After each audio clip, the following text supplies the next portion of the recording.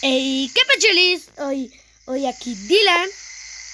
Le estoy robando la esta ceniza. No me mentira. Hola amigos, ¿cómo están? Hoy les voy a enseñar cómo tener estos huevitos de Pascua. Relativamente lo dieron en el día de Pascua.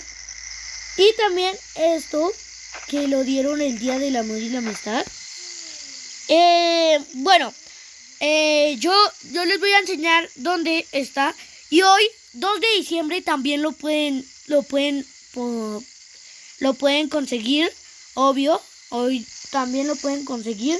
Nada más tienen que ir allá a donde yo les voy a decir. Y ahí se van a ir.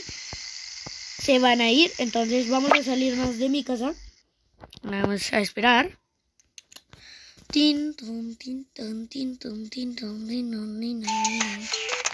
Bueno, y se van a ir a esta parte, a la parte donde todos mis videos de toca boca.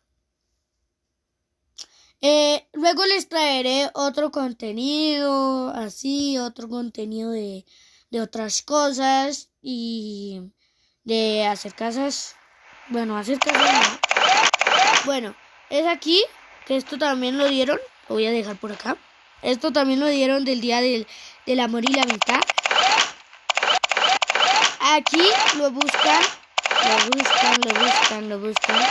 Y en la parte donde lo encuentran es en una cajita azul envuelta.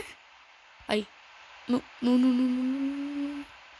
Es en una caja azul envuelta y así pueden conseguir eso. Y la coliflor también la obtenían acá.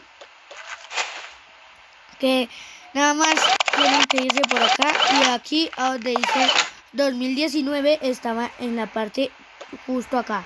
Aquí. En una caja. Una cajita y estaba la coliflor.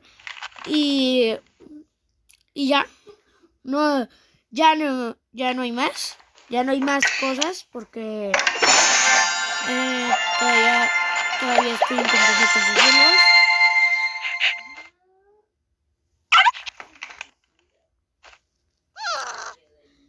Los perritos yo los dejo aquí, por si acaso. Así que, bueno amigos, espero que les haya gustado. Les haya gustado mucho, un montón, un remontón. Espero que les haya gustado. Chao y que Diosito los cuide. Chao.